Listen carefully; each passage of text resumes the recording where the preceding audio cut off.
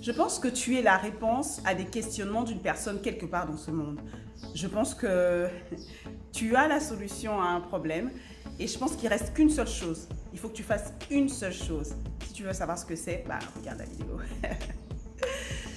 Bonjour, bonjour, bonjour, bienvenue à l'Isolo Namila. C'est l'endroit où nous travaillons pour devenir la meilleure version de nous-mêmes. Comment? Simplement en échangeant. Un échange d'expérience, de réflexion, d'erreurs comme aujourd'hui, un échange de compétences et de connaissances. Nous sommes une communauté, un village, nous sommes un cercle d'amis.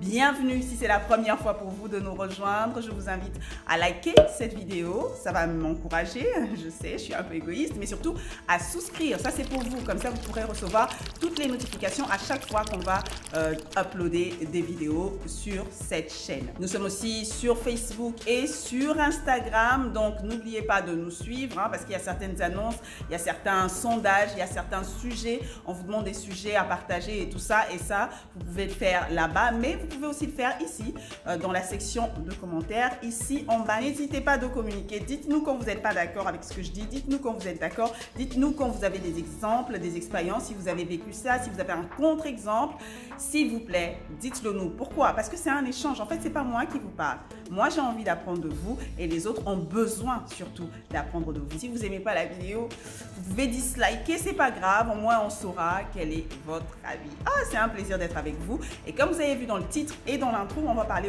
aujourd'hui de ces visions et ce qui nous empêche d'accomplir ces visions, ce qui nous empêche de créer ces choses que nous avons dans nos cœurs, qui pourtant sont super importantes. Parce que moi, je pense que si tu l'as dans ton cœur, ça veut dire que quelqu'un d'autre dans le monde l'a aussi dans son cœur et il attend que quelqu'un se lève pour le faire. Alors, si tu ne te lèves pas, tu seras insatisfait ou insatisfaite et en plus, tu ne répondras pas à un besoin et c'est juste un peu dommage. Je suis passée par là, donc voilà, on va apprendre de mes erreurs pour ne pas faire les mêmes.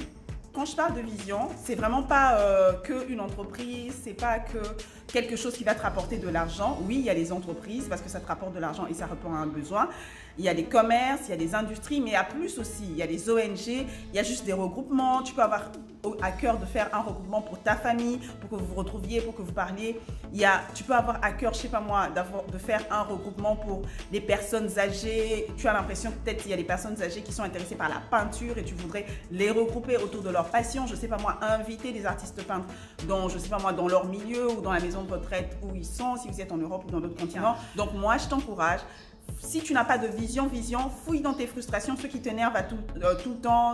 Mais pourquoi on fait rien? Parce que tu dois le faire. Donc voilà, tu as une vision. Je vais juste définir ce qu'était une vision, parce qu'à chaque fois on parle entrepreneur, ce n'est pas que ça, ce n'est vraiment pas que ça.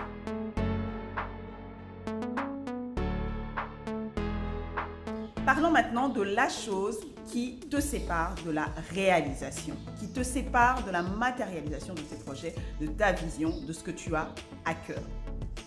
Moi, en tout cas, en partant de mon expérience, évidemment, c'est la peur.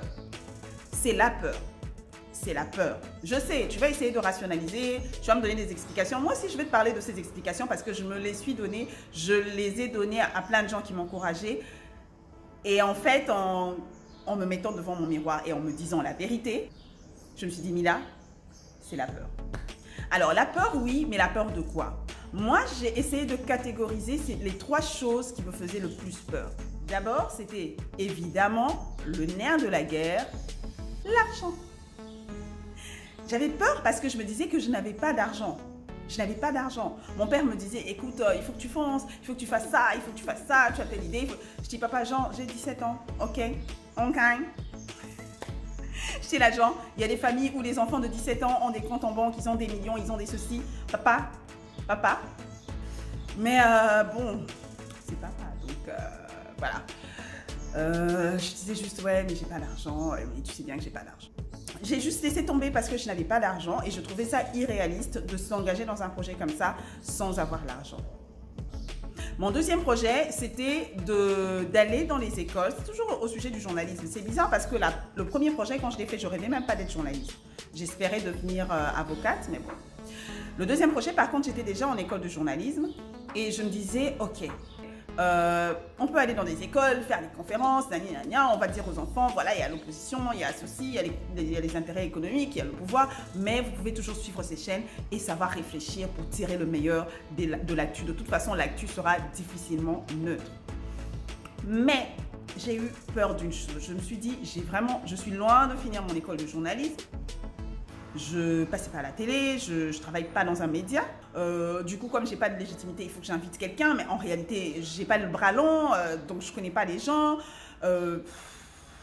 Bref, c'est impossible, selon moi. Donc, j'ai juste laissé tomber. Et la troisième des choses, justement, c'est le manque de collaborateurs / investisseurs. Parce que tu te dis, si tu n'as pas d'argent, au moins si tu as un investisseur, tu pourrais fonctionner. Si tu n'as pas de légitimité, tu te dis, au moins si j'ai un collaborateur, je pourrais fonctionner. Mais à chaque fois, tu te demandes, mais j'ai personne en fait. Je connais personne dans le domaine, je connais personne dans le secteur. Comment je fais? Maintenant, parlons de la solution. Parlons de la solution. En tout cas, parlons de la manière dont tu peux orienter ta vue et ta réflexion pour que tu puisses foncer. Je me suis rendu compte d'une chose. Par rapport à la peur de l'argent, elle est légitime. Je ne vais pas vous dire qu'elle n'est pas légitime. Elle est légitime. Mais en réalité, c'est une peur. C'est une peur. C'est juste la peur d'avancer. L'argent, c'est quelque chose qu'on utilise. C'est un moyen. Mais ce qui est important, c'est toi, en fait. C'est ce qui est en toi. L'argent, les collaborateurs, la légitimité. Parce que la légitimité, elle vient avec quoi? Avec la connaissance et l'expertise. Tout ça, ça s'acquiert. Tout ça, ça s'acquiert. Maintenant, dis-moi comment tu veux acquérir de l'expertise dans quelque chose si tu ne le fais pas. Dis-moi comment tu veux trouver un investisseur pour un projet si le projet n'est pas écrit, si tu n'as même pas les prix, si tu ne sais pas vers qui aller, vers quelle entreprise, vers quelle école. Si j'avais seulement pris mon stylo, écrit ça, allé dans mon ancienne école, on commence par là, hein, parce qu'on commence, vous voyez quand vous faites des projets, si vous avez toujours quelque chose, commencez par ce que vous avez. En fait, commencez avec... Je suis en train de filmer cette vidéo avec mon téléphone. C'est ce que j'ai mon téléphone. En fait, je me suis levée un jour, je me suis dit, j'ai plus envie d'écouter les histoires sur la crise sanitaire. Je veux dire, je suis journaliste, je le fais toute la journée. Je reviens à la maison, il y a WhatsApp qui me suit, il y a tous les réseaux sociaux qui me suivent, il y a les gens qui m'envoient ça inbox, genre, non, je vais utiliser cette période pour grandir, pour me perfectionner. Et je sais qu'il y a quelqu'un qui est comme moi, qui pense comme moi, quelque part dans le monde. Parce que ça, il y a un de mes amis, mes meilleurs amis, Patrick Pézo d'ailleurs. Oh, je vais vous mettre le nom de sa chaîne là. Si vous êtes chrétien, vous pouvez aller sur sa chaîne et tout, parce que lui, il met que des prédications et tout ça. Parce qu'il est aussi, il est chrétien, il est pasteur. Mais il est ami d'abord, et c'était avant qu'il soit pasteur et tout. Il est vraiment ami, c'est un journaliste et tout. Il est toujours journaliste d'ailleurs. Et il y a une chose qu'il m'a dit une fois. Il m'a dit, Mila, quand tu parles, quand quelqu'un prêche, quand quelqu'un enseigne, même quand quelqu'un chante, quand quelqu'un fait son œuvre d'art, moi j'ajoute ça, hein, mais il n'avait pas dit ça. Il faut savoir une chose, ce que toi tu trouves être oh c'était moyen, oh je me suis ennuyée, mais sache que sur les 500 personnes qui ont écouté, il y a sûrement une personne qui s'est levée et qui s'est dit ah je suis rentrée à la maison, j'étais revigorée, quand j'ai écouté cette musique, elle a parlé à mon âme. En fait, il y a une personne, minimum, une personne qui tire quelque chose de toi. Et ça, j'ai gardé ça pour la vie. J'ai gardé ça pour la vie. Je fais mon reportage, t'es pas content, t'es pas d'accord, tu trouves que oh, j'aurais pu parler plus vite, oh, j'aurais pu être plus enthousiaste. Là, j'ai l'impression que j'aurais dû être plus enthousiaste dans cette vidéo. Mais il y aura toujours une personne qui va dire ah quand j'ai vu ton reportage ça m'a boosté, je me suis dit ah mais je savais pas du tout ça, ah mais non. Ou bien une personne, ça me fait super plaisir quand quelqu'un dit ah ouais je suis étudiant en journaliste, shout out à tous ceux qui étudient le journalisme, je suis étudiant en journalisme et je voudrais être comme toi. Alors que quand tu es sorti de ce reportage, tu étais là genre peut faire mieux. Mais lui il dit non mais je voudrais vraiment être comme toi, et il te dit ça en ayant vu ce reportage, tu es là. Donc ça parle toujours à quelqu'un. Perdu le fil de mes idées. Qu'est-ce que je disais? Je disais donc que je me suis levée et je me suis dit, j'ai cette vision, moi je sais que ça va parler à quelqu'un. Donc je me suis levée, j'ai dit, écoute, je vais faire des vidéos où sur Insta. Sur Insta, c'est plus facile pour moi. Je me dis que les jeunes sont sur Insta, ce sont les jeunes qui ont besoin d'être inspirés et j'ai besoin de parler avec eux et tout ça. Et moi aussi, j'ai envie d'apprendre d'eux, donc je suis allée sur Insta. J'ai fait les directs avec mon téléphone. J'ai fait un deuxième direct, un troisième direct. J'arrive dans mon lieu de service, il y a un de mes collègues qui fait genre... Déjà, il y a mon papa qui faisait genre, ouais, mais ta vidéo, elle tremble, il y a un tremblement de terre ou quoi. Je vais vous chercher ce commentaire, je vais essayer de le mettre là.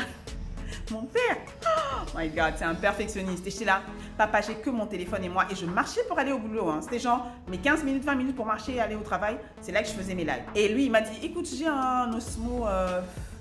Bah attends, je vais te le prêter. J'étais là, mais tu me le prêtes genre une semaine? Il fait non, juste que je l'utilise pas, vas-y, je te le prête. Juste que la crise finisse et que tu sois capable d'acheter un Osmo via Internet. J'étais là.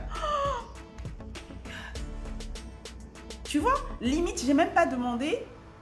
Et en fait, j'ai envie de dire à quelqu'un que l'aide est en chemin, mais l'aide va arriver quand tu seras déjà sur le chemin, en fait. Il faut marcher vers ton objectif et c'est là que l'aide va venir. Et j'ai eu encore un deuxième collègue qui m'a dit « Ouais, mais t'as l'Osmo, mais si tu veux faire des lives…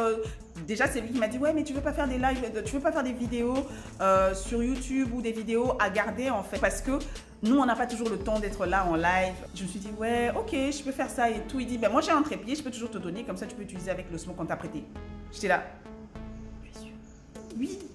Voilà, je ne dis pas qu'il faut rester comme ça éternellement. Je ne dis pas que je ne vais pas acheter après un trépied ou whatever, mais c'est pour te dire qu'en fait, tu ne sais pas d'où l'aide va venir. Tu ne sais pas. Et en chemin, l'aide va arriver. En chemin, tu vas trouver des choses. En chemin, tu vas comprendre des choses. En chemin, tu vas apprendre des informations. En faisant, tu vas devenir expert. À un moment donné, tu vas te rendre compte qu'il te manque quand même une connaissance. C'est là que tu vas approcher des mentors, tu vas approcher des coachs. C'est là que tu vas te dire non, là, je dois faire des cours en ligne. À un moment donné, tu vas te dire là, je dois rentrer à l'université. Mais il faut que tu commences. Si tu es arrivé à ce niveau de la vidéo, dis-moi de quoi toi tu as peur. De quoi tu as peur dans le projet que tu veux initier, dans le commerce que tu veux lancer, dans cette peut-être nouvelle carrière ou ce petit truc que tu veux créer dans ton entreprise. De quoi est-ce que tu as peur? Dis-moi si tu es arrivé à ce niveau de la vidéo. N'oublie pas s'il te plaît de souscrire si tu ne l'as pas encore fait et de t'abonner à nos autres réseaux sociaux. N'oublie pas aussi de laisser un petit pouce ou… Merci. Nous sommes arrivés à la fin de cette vidéo. Merci d'avoir été avec nous jusqu'à la fin. Je voudrais ton avis. Là, je suis en train de filmer, évidemment chez moi, la fenêtre ouverte parce que je voulais qu'il y ait plus de lumière. Je n'ai pas de lumière, je n'ai pas de micro, j'ai que mon téléphone. Alors, si tu peux, dis-moi si le son était bien, audible et tout.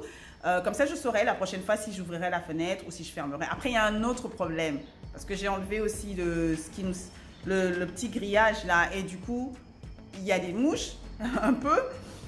Mais bon, ça on peut lutter. Mais par contre, si tu m'entends pas bien, ça va vraiment me gêner parce que je suis en train de faire ça pour toi et je voudrais vraiment que tu écoutes toutes les choses qu'on a à dire. Comme ça, tu pourras contribuer. Merci à toi d'avoir été des nôtres. J'espère que tu vas très bien. Et si c'est le cas, reste chez toi et voilà, évite d'avoir trop de contact avec l'extérieur pour te protéger et pour protéger les autres. Et j'espère que ta famille va bien, que tu vas bien, que tu es heureux, que tu es heureuse. Et si tu es malade, sache que l'on pense à toi. J'avais fait un live sur comment se comporter face à la maladie. Malheureusement, je ne me souviens plus trop si j'ai pu l'enregistrer et je pense que je ferai une vidéo YouTube sur ça parce que je pense que c'est super important. Il y a des gens qui ont la maladie du moment, mais il y a des gens qui ont d'autres maladies aussi. Il y a des gens qui ont des maladies qui sont tombées sur eux. Il y a des gens qui sont nés avec des maladies et des conditions et c'est difficile, mais je voudrais que tu saches que l'on t'aime, que l'on prie pour toi et qu'on a des pensées positives. Tu iras bien et entre-temps, sois heureux en tout temps parce que la vie est belle et au moins, tu as la vie. Voilà, merci d'avoir suivi. Merci à tous. Je vous souhaite une très bonne journée, une très bonne semaine et une belle vie. Au revoir.